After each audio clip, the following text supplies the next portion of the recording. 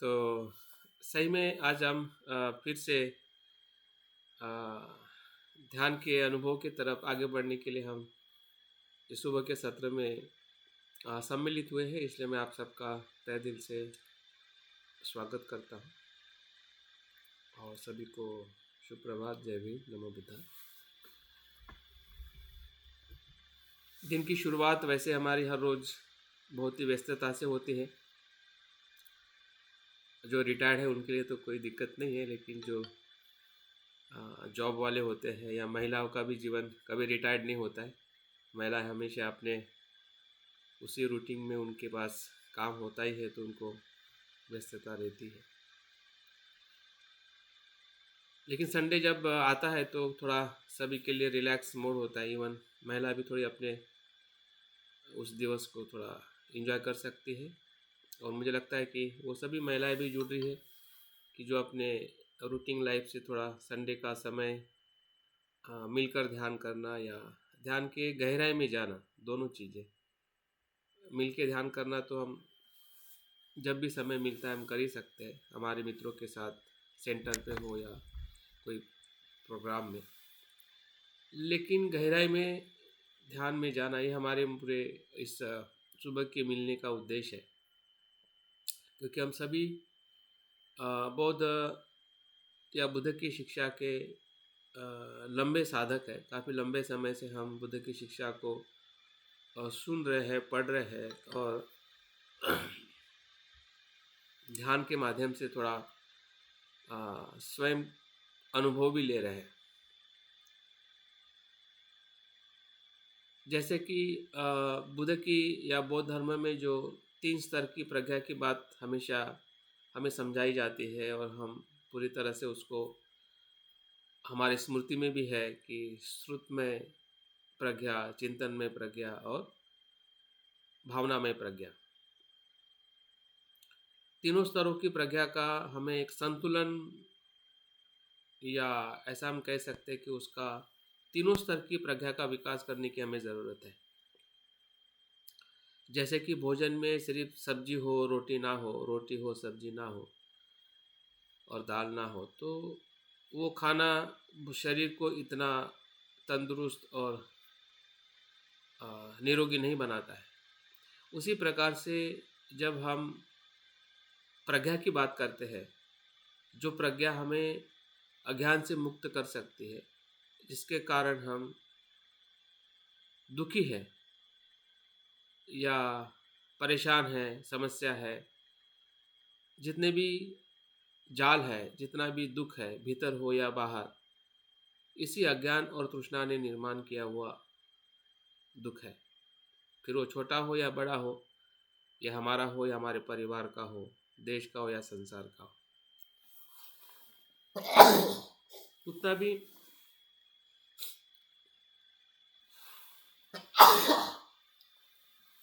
दुख हो, उसका दुख का मूल जो है अज्ञान है।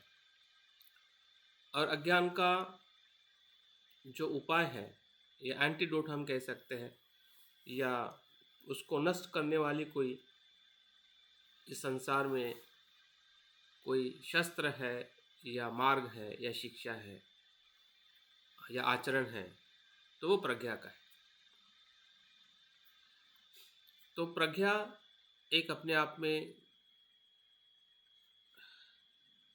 दुधारी तलवार है। वो अज्ञान को भी काटती है और तृष्णा को भी काटती है। और सिर्फ काटती नहीं है, काटने के बाद वो हमें विमुक्ति का स्वाद देती है, मुक्त करती है, बांध के नहीं रखती। कोई कोई ज्ञान हमें बांध के रखता है, हम बन जाते हैं उस ज्ञान में, तो वो ज्ञान बुद्ध का ज्ञान नहीं है। अगर कोई ज्ञान हमें बांध के रखता है या हम बढ़ जाते हैं, मैं और तेरा कहते हैं, तो वो ज्ञान जो है वो प्रज्ञा नहीं है। वो ज्ञान का जो स्तर जो है कहीं न कहीं वो श्रुतमय और चिंतन में प्रज्ञा तक ही सीमित है। तभी ऐसा होता है। जब भावना प्रज्ञा में आ जाता है, जिसे हम ध्यान कहते हैं, ध्यान का ही दूसरा नाम भावना है। भावना का अर्थ है कि मन का रूपांतरण, मन से उस भाव को जान लेना कि जो उसका सत्य स्वरूप है, या जिसको हम प्रत्यक्ष साक्षात्कार कहते हैं, डायरेक्ट रियलाइजेशन। उसमें किसी शब्द, विचार या व्यक्ति या किसी और कारण की जरूरत नहीं होती है। वो कारण से मुक्त होता है, अनकंडीशनल होता है, जहाँ पे कारण नष्ट हो जाते हैं, ऐसा ज्ञान, जिसे प्रतीति समुत्पाद में बताया जाता है ना, ये होने से ये होता है उसका भी ज्ञान, और ये नहीं होने से ये नहीं होता है उसका भी ज्ञान। ये होने से होता है तो संसार बनता है, दुख होता है, और ये नहीं होने से ये नहीं होता है तो विमुक्ति का अनुभव है, निर्वाण का अनुभव है। और उस ज्ञान को प्राप्त करना ही भावना में प्रज्ञा है, या ध्यान का लक्ष्य है, ध्यान का उद्देश्य है। और ध्यान की हमारी ज़रूरत है कि हम ध्यान क्यों करें। अगर हमारी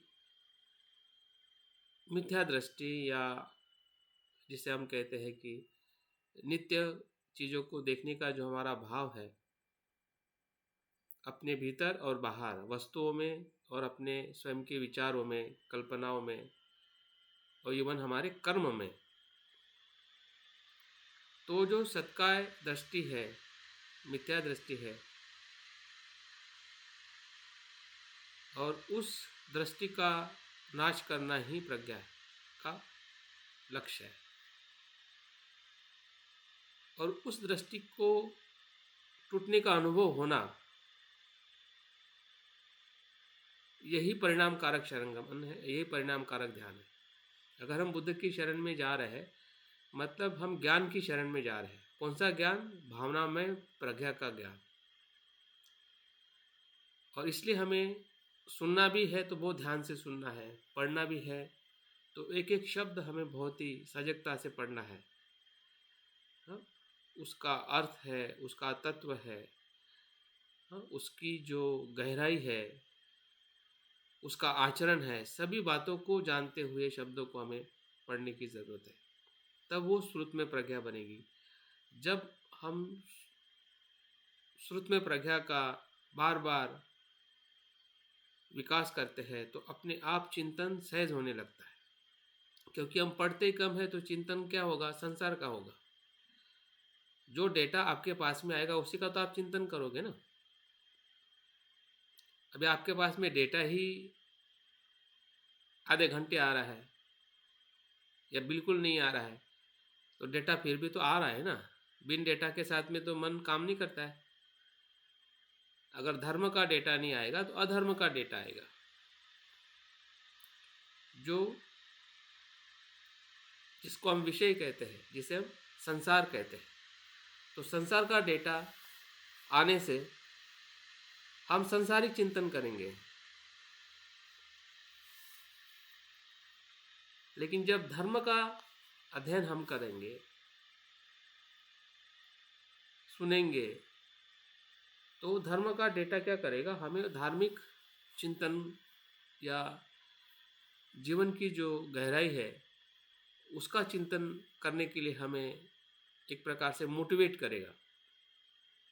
हमारा सबसे बड़ा जो कमज़ोर है या हम वीक है वो हमारे चिंतन में प्रज्ञा में। और चिंतन में प्रज्ञा स्पष्ट नहीं होने के कारण भावना में प्रज्ञा में हमें जाने में डर लगता है। और डरावना है वो, क्योंकि वो इतनी गहरी, इतनी विशाल है कि उसके भीतर जाने के बाद हमारा वजूद समाप्त हो जाता है। वजूद का मतलब अस्तित्व। जिस अस्तित्व को मैं मेरा कहते हैं वो वहाँ पे नष्ट हो जाता है, रूपांतरित हो जाता है, असीमता में हो जाता है। मतलब हमारा शरीर होते हुए भी शरीर नहीं रहता है, वो असीमता के साथ जुड़ जाता है। हमारा कर्म रहते हुए भी वो असीमता के कर्म में रूपांतरित होता है। हमारा पूरा अस्तित्व ही एक दूसरे अस्तित्व में रूपांतरित होता है, जिसको हम बुद्ध का मन कहते हैं, बुद्ध का चित्त कहते हैं, वो है बुद्ध की प्रज्ञा। तो उस प्रज्ञा में प्रवेश करने के लिए हमारी जो चिंतन में प्रज्ञा है, जिसे हम स्थिर प्रज्ञा कहते हैं, चीज़ों को बुद्ध के बताए हुए अनुभव के आधार पर पूरी तरह से समझना, जिसको एक शब्द में कहा जा सकता है, हम विचार तो करते हैं लेकिन हमारे पास में क्लियर विचार नहीं है। विचार करना और स्पष्ट विचार करना, दोनों में फर्क है। जब स्पष्ट विचार होता है वो चिंतन है, लेकिन हम बार बार उसी का विचार करते हैं और उसी के बार बार डाउट्स आते हैं, उसी के प्रति हम संभ्रमित रहते हैं, फिर से हमारी शुरुआत वन से या शुरू जीरो से रहती है। ऐसा जो कुछ भी हो रहा है, इसका मतलब विचार तो कर रहे हैं लेकिन उसी के प्रति हम स्पष्ट नहीं है कि वो क्या है और कैसे है। फिर वह हमारे शरीर के प्रति हो सकता है कि शरीर के प्रति हमारी जो कुछ भी अवधारणा है, ऐसा होना चाहिए, ऐसा नहीं होना चाहिए, क्या उस पर हम स्पष्ट है या नहीं है, या शरीर के धर्मों को हमने स्वीकार किया है कि नहीं किया है, कि शरीर जरा धर्मी है, वेदा धर्मी है, वेदी धर्मी है, मरण धर्मी है। अभी इसको हमने कितने बार सुना है और कितने बार पढ़ रहे हैं, लेकिन विचार की प्रक्रिया में क्या उसको हमने पूरी तरह से समझ लिया कि ऐसा ही है, ऐसा ही मैं मानता, मेरा मन उसके लिए मानने के लिए तैयार है। जब होता है तब आपको, जब उसको शरीर को आप अनात्म भाव में देखोगे तो तब अनात्म भाव का अनुभव होगा। अब इधर विचारों में ही अगर हम स्पष्ट है और आपको अनात्म भाव देखने के लिए जब ध्यान सिखाया जाएगा या आप करना चाहोगे तो वहाँ पे आप लड़खड़ा जाओगे, आपका मन तैयार नहीं होगा कि ऐसा कुछ है। वहाँ पे हम वीक हो जाएंगे, वहाँ पे हम स्थिर नहीं रहेंगे उस ध्यान के भीतर गहराई में जाने में, और इसलिए हमारी जो मिथ्या दृष्टि जो है वो भीतर जाके नहीं टूट पाएगी। हमें भीतर जाके तोड़ना है, क्योंकि भीतर ही टूटने वाली है, विचारों में टूटने वाली है, विचारों में स्पष्ट होने वाली है, विचारों में टूटती नहीं है। जिसको हम तर्क और विवेक कहते हैं, उसमें मिथ्या दृष्टि टूटती नहीं है। समझ में आता है कि ये मिथ्या दृष्टि है और इसको किस जगह पे जाके मुझे ढूंढना है, जगह पता चलती है और उससे होने वाली हानि पता चलती है कि कितनी भयंकर हानि हो रही है। हम उस दृष्टि से कितनी भयंकर हानि कर रहे हैं अपने शरीर की, अपने एक एक जीवन के एक एक पल की, कि इसका हम अंदाज़ा नहीं लगा सकते। जब उसके भीतर जाएंगे तब पता चलेगा कि ये दृष्टि से मैंने कितना कुछ गमा लिया है। अभी तक हमें ये पता नहीं चल रहा है कि इस मिथ्या दृष्टि से हम क्या गमा रहे हैं। हमें लगता है तो हमें सब कुछ मिल रहा है, लेकिन वो मिलना कितना सत्य है, कितना सुखदायी है, इसका कभी हम अवलोकन करते हैं क्या, परीक्षण करते हैं कि मेरे शरीर ने मुझे कितना सुख दिया और कितना सुख दे सकता है? कभी अवलोकन किया?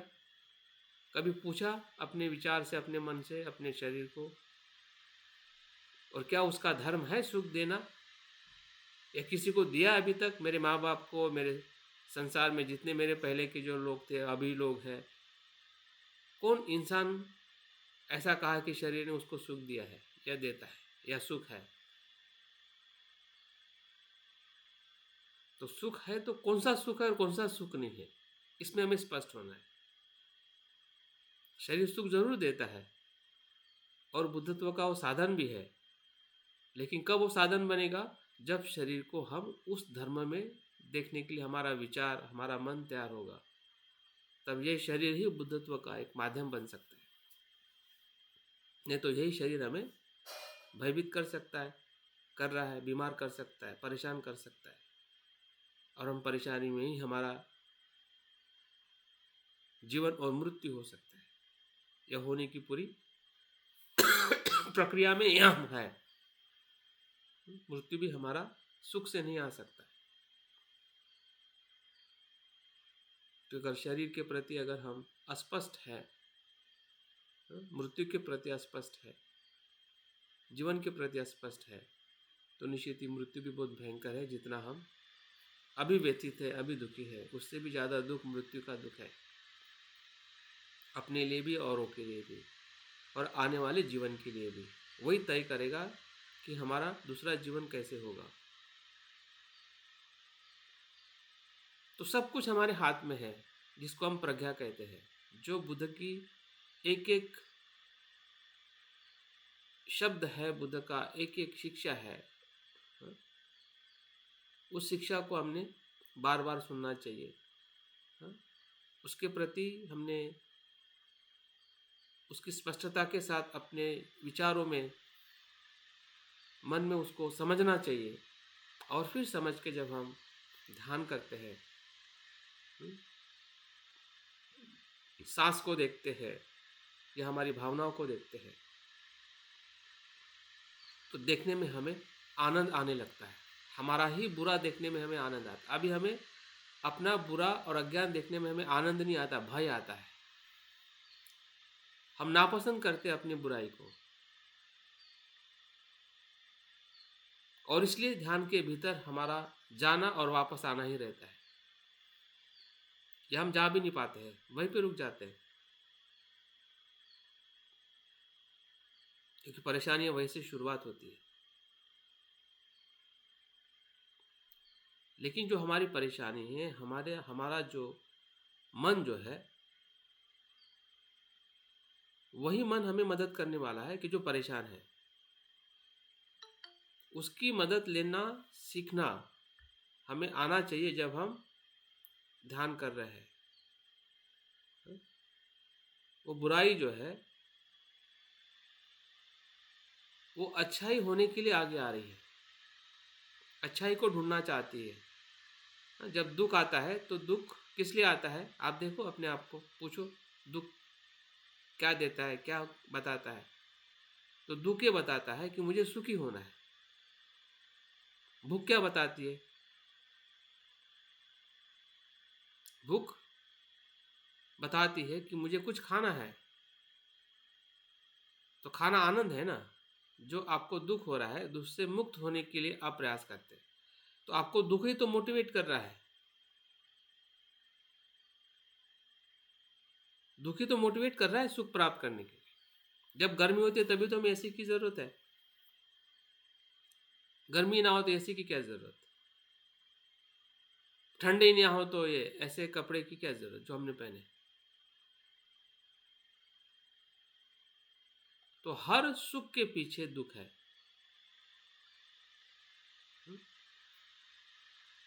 तो इस स्पष्टता के साथ जब हम ध्यान करते हैं, तो ध्यान में निवरण भी आते हैं और उसके गुणधर्म भी आते हैं, जिसको हम पॉजिटिव फैक्टर कहते हैं। तो उस ध्यान के भीतर प्रवेश करने के लिए हमें अपने जो ध्यान की प्रक्रिया है, ध्यान का अर्थ है,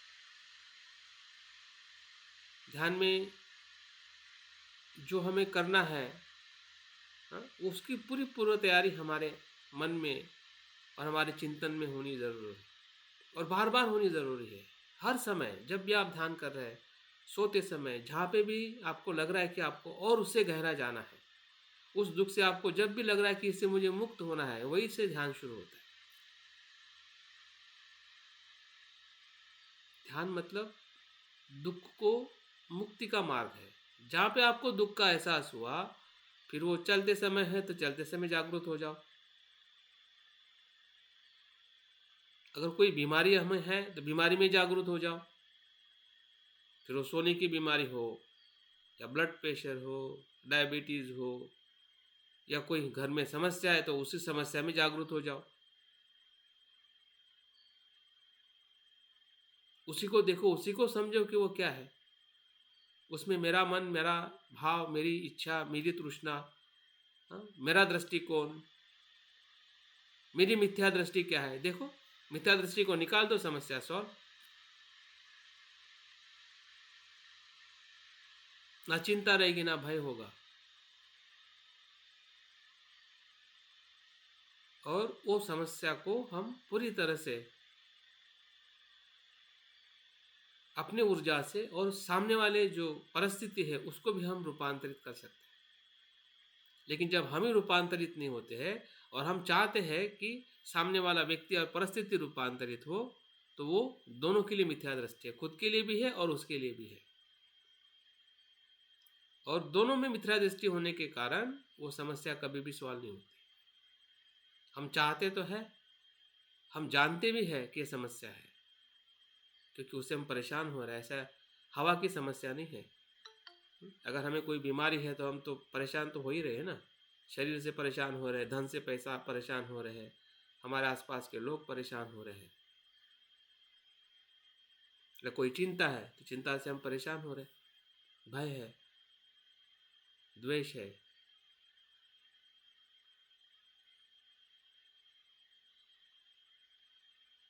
तो ध्यान का जो तत्व है या ध्यान जो है वो प्रज्ञा के साथ हमेशा विकसित होनी चाहिए। वही बौद्ध धर्म का ध्यान है। अगर ध्यान के साथ में प्रज्ञा या स्पष्टता नहीं आती है तो ध्यान वो नशा है, तंद्री है। वो एक प्रकार से जैसे कि जो ईश्वर को मानने वाले लोग पूजा पाठ करते हैं और अपने आप को आध्यात्मिक कहते हैं, वैसे ही हम भी अपना ध्यान करके हम अपने आप को आध्यात्मिक कह सकते हैं।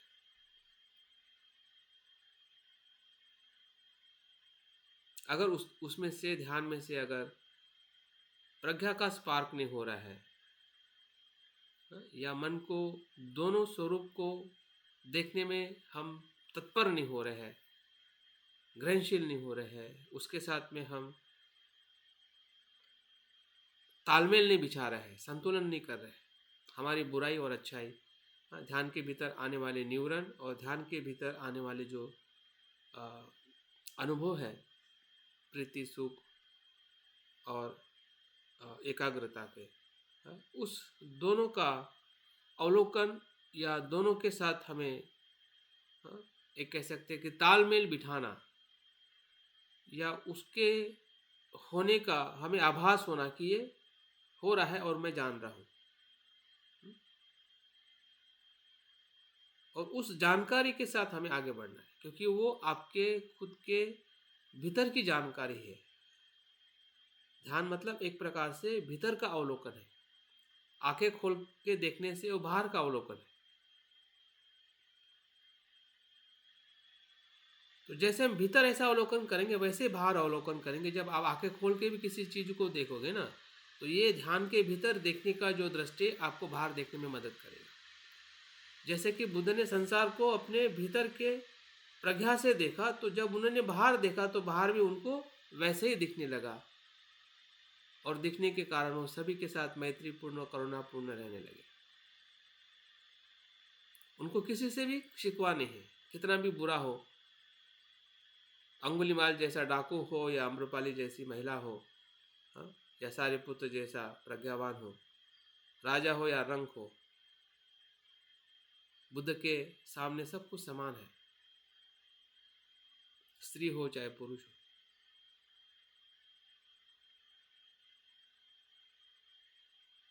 तो वो कहीं ना कहीं हमारे जो बाहर के जो इंद्रिय जो है और भीतर का जो हमारा प्रवास है ध्यान का, जिससे हमें भीतर के जो 5 इंद्रिय जो है, जिसको हम प्रज्ञा इंद्रिय कहते हैं, स्मृति इंद्रिय, श्रद्धा इंद्रिय, जो पंच बल है, पंच इंद्रिय जो है, वो ध्यान से विकसित होने वाली इंद्रिय है। जब इस इंद्रियों से जब हम बाहर के इंद्रिय की जगत को देखते हैं तो वो जगत भी हमें आनंददायी लगने लगता है, वहाँ पे फिर दुख नहीं होता है।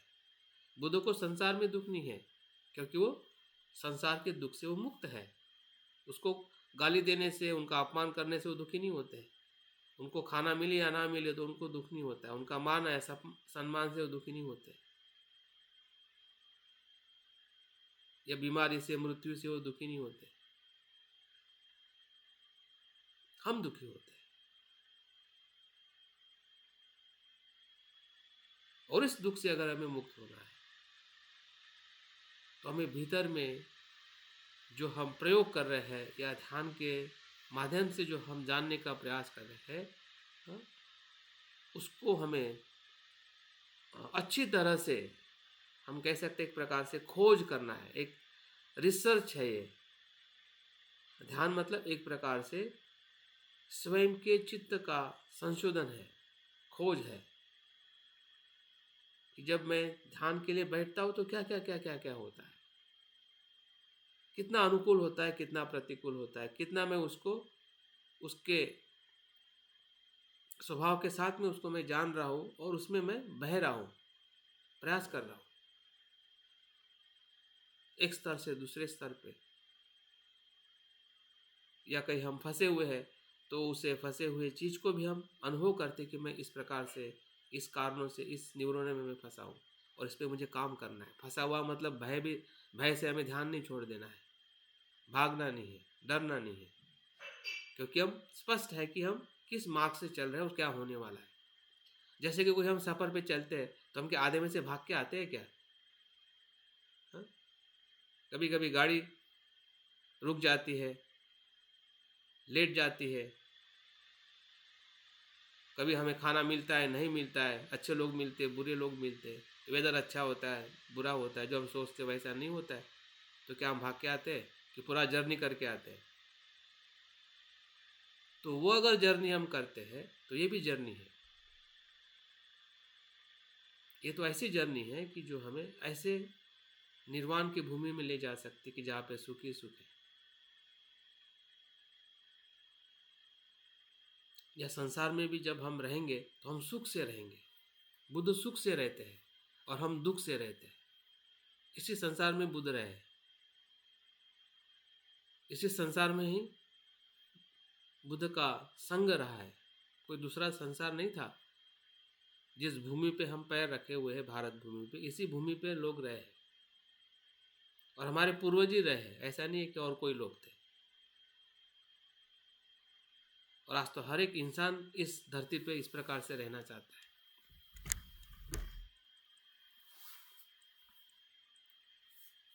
तो हमारे पास में जो शिक्षा है या हम जिस मार्ग पर है वो कितना महत्व का है और कितना परिणाम कारक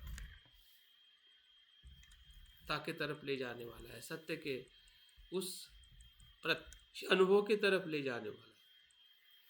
ये कोई सामान्य काम नहीं है जो हम आधा घंटा एक घंटा ध्यान कर रहे हैं, लेकिन उसकी स्पष्टता और उसका परिणाम और उसकी उपयोगिता, इन तीन बातों पे हमें ध्यान रखना है। अगर आप स्पष्ट है तो आप भीतर जाओगे और कुछ न कुछ आपके भीतर आपको स्वयं का साक्षात्कार होगा। शुरुआत में हो सकता है कि हमारे भीतर बुरा ज़्यादा दिखाई देगा, फिर धीरे धीरे हमें दोनों भी एक जैसे दिखाई देंगे, फिर धीरे धीरे हमें बुरा पूरी तरह से छूट जाएगा और अच्छा ही अच्छा दिखाई देगा। ये वही सत्य है जो बुद्ध के अनुभव से अगर हम समझ रहे हैं, जो पहला चला है। हाँ, बुद्ध सबसे पहले इस मार्ग पे चले, पहले इंसान है। अभी उसी मार्ग पे हम चल रहे हैं तो हमारे पास में कुछ तो जानकारी है ना। ये तो फिर से हमें 6 साल तपस्या करना पड़ेगा बुद्ध जैसी। और उनकी जानकारी नहीं लेनी है तो फिर जाओ हिमालय में जाओ, जंगल में भटको और ढूंढो। उन्होंने जैसे हजारों वर्ष बिताए हैं तब जाके इस जीवन में उन्होंने ज्ञान प्राप्त किया। आप भी ऐसा करो। अगर समय बचाना है तो बुद्ध जिस प्रवास से गए हैं, उनकी जो जानकारी है, मन को देखने का जो तरीका जो उन्होंने बताया है, अगर उस तरीके से अगर हम अपने मन को देख सके तो हमारा सब कुछ बच सकता है।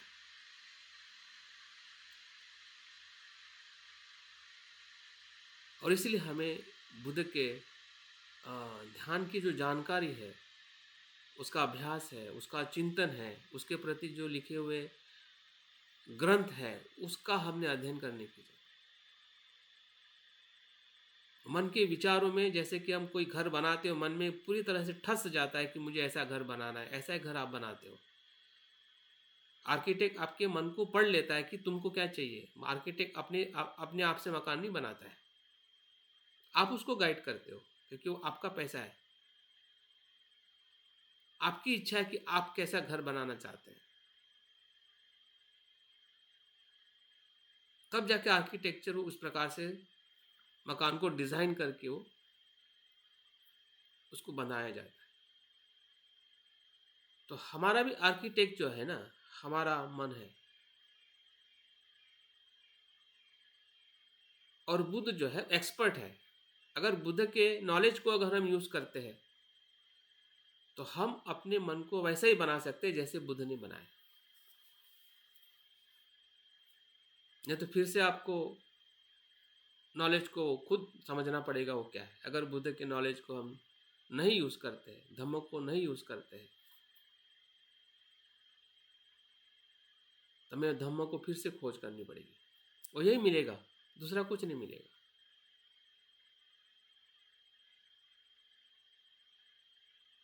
तो इसलिए धम्म के प्रति हमारी श्रद्धा कब बढ़ेगी, जब हम धम्म को उस प्रकार से पढ़ेंगे, ऐसा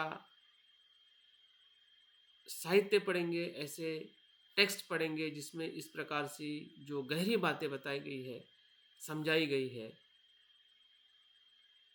और उस पे हम चिंतन करेंगे, तब हमारा मन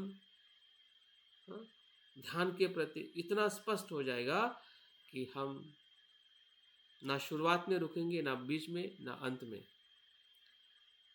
क्योंकि अंत के आगे भी अनंत है। अंत ध्यान का अंत नहीं है, एकाग्रता ध्यान का अंत नहीं है, ध्यान का सुख अंत नहीं है। अनंत सुख में हम प्रवेश करेंगे, जिसको हम निर्वाण का सुख कहते हैं। वो हमारा गोल है, वो प्रज्ञा है। ध्यान के सिर्फ करने में और ध्यान के आनंद में आनंदित रहना, और उसकी जो जीवन के व्यवहार में उसकी उपयोगिता क्या है। जब हमें आनंद मिल रहा है तो उस आनंद की उपयोगिता को हमने बाहर महसूस करना चाहिए, बांटना चाहिए, उसका अनुभव करना चाहिए, उसको एक्सप्रेस करना चाहिए। उसके साथ में हमने अपने व्यवहारों को रूपांतरित करना चाहिए उस एकाग्रता से, उस ध्यान के अनुभव से। तब जाके हमारा ध्यान जो है एक्सपैंड होगा, बढ़ेगा। बुद्ध का ध्यान बुद्ध के लिए नहीं है, वो सबके लिए है। उनका अनुभव खुद के लिए होने के साथ साथ सबके लिए है। तो किस प्रकार से उनकी जो कंपेशन है, करुणा जो है, उनके कृति में अभिव्यक्त होती है। फिर उनका चलना हो, बोलना हो, खाना हो, पीना हो, या उनका पूरा जीवनचर्या जो है, जिसमें बुद्ध हमें हमेशा बुद्ध दिखते हैं, भले वो ध्यान करे या ना करे।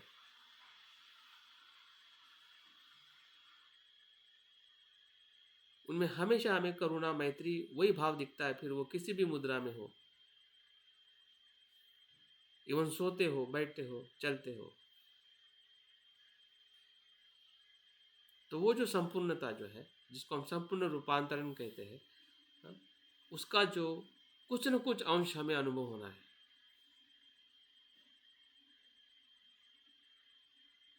जिसको बनते ने भावना मार्ग का है। भावना मार्ग से सभी का रूपांतरण हमारे वाचा में हो, हमारे शरीर में हो, हमारे खान पान में हो, हमारे व्यवहार में हो, हमारी जो कुछ भी हमारे रिलेशन है, संसार को देखने का तरीका है, या जो भी आज टेक्नोलॉजी के साथ में जुड़ने का हमारा तरीका है, हर जगह पे हमारी जो प्रज्ञा जो है, उसको हमें एक्सप्रेस करना होगा, या उसको हमें लाने के लिए हमें जागरूक प्रयास करना होगा। जितना हम भीतर जागरूक हो रहे, उतना हम बाहर भी जागरूक होना है। वही संपूर्ण बुद्धत्व है। या संपूर्णता की तरफ जाने की हमारी कोशिश कह सकते हैं। अगर हम प्रयास में कुछ सफल हो रहे हैं तो ध्यान को हमें एक प्रकार से संपूर्णता का अनुभव की तरफ ले जाने के लिए अ, एक साधन के रूप में या एक मार्ग के रूप में उसको अगर हम देखते हैं, क्योंकि मार्ग का नाम ही है चलना। विकसित होना मतलब एक जगह से दूसरे जगह पे जाना ही मार्ग है। अगर नहीं जा रहे हैं तो मार्ग नहीं है। मार्ग उसी को कहते हैं। तो मार्ग पर है तो मार्ग का हमें अनुभव होना चाहिए कि मैं किस प्रकार से मार्ग पर हूँ। तो न्यूरॉनों के अनुभव के साथ में भी हमें मार्ग में रहना है। अगर कुछ हमें शरीर में परेशानी है, दिक्कत है, बीमारी है, बुढ़ापा है, उसके साथ में भी हमें रहना है, भागना नहीं है। या कोई भी हमें समस्या है, उसको स्वीकार करके उसके साथ में रहना। जागरूक होने का मतलब भागना नहीं है या जिम्मेदारी को छोड़ देना नहीं है।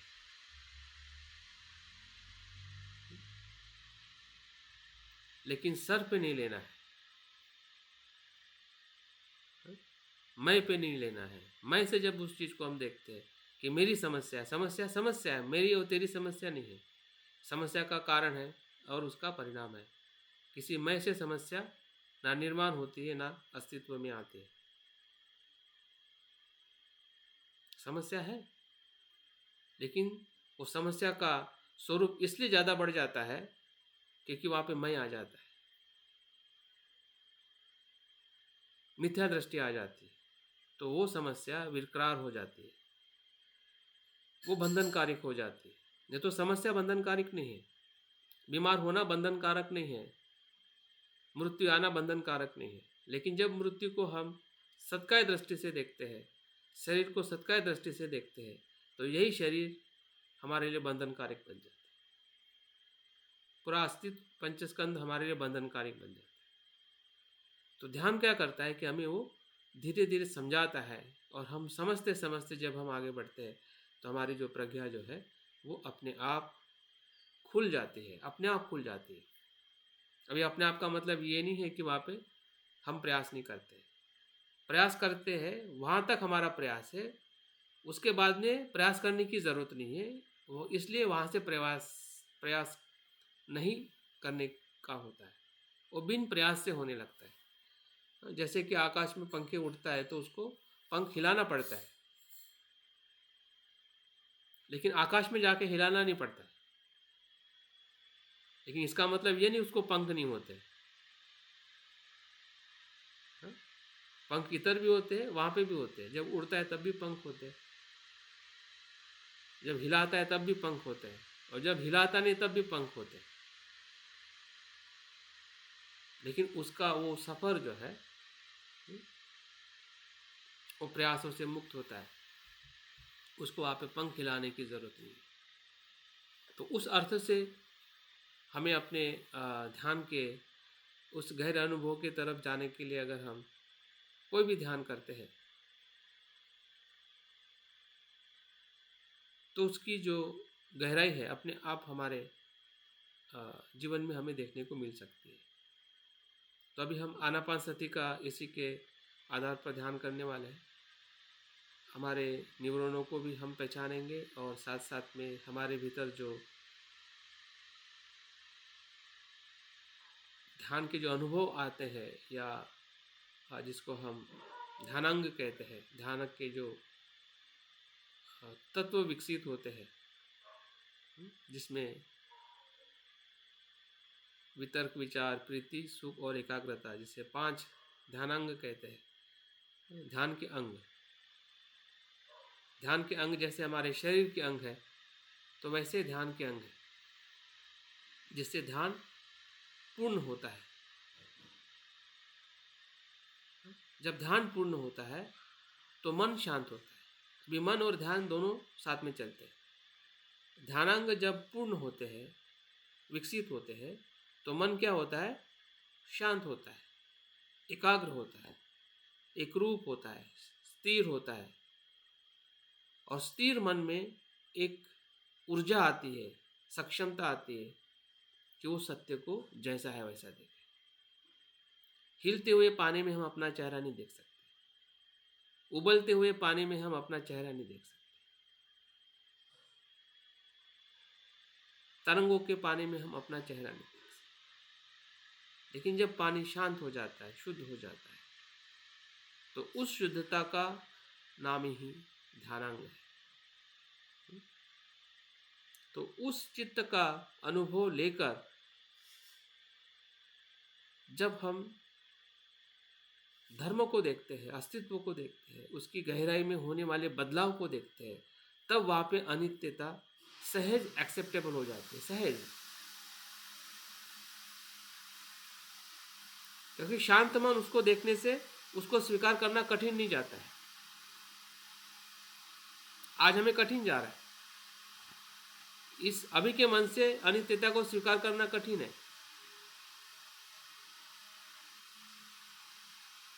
और हम मान लेते कि हमने अनित्यता स्वीकार कर ली है और उसे वैसे ही जीते हैं। गहराई में जाके अनित्यता को हमें मानना है, स्वयं के अनुभव पे मानना है, बुद्ध के बताए हुए शब्दों पर नहीं। वो तो मार्ग है, अनुभव नहीं है। उस मार्ग पे चलते चलते हमें जो अनुभव आएगा वो हमारा अनुभव है। बुद्ध के शब्द हमारा अनुभव नहीं है, बुद्ध के शब्द हमारा मार्ग है, मोक्ष नहीं है। बुद्ध मोक्षदाता नहीं है, इस शब्दों से हमें मोक्ष मिलने वाला नहीं है, निर्वाण मिलने वाला नहीं है। मार्ग जरूर मिलेगा। जो बुद्ध ने दिया है वो समझिए, और जो आप खुद होने वाले हैं उसको भी देखिए। आप खुद बुद्ध होने वाले हैं, या होने की क्षमता में हम प्रवेश करने वाले हैं। जैसे हम अपने धर्म के स्वभाव को एक पल भी अगर हमें दिख जाए और हम मान ले कि हाँ मैंने देखा, मैंने माना, मेरे मन ने देखा, जो देखा वही माना, जो सुना है वो माना, वो प्रज्ञा नहीं है। प्रज्ञा का वो निम्न स्तर है।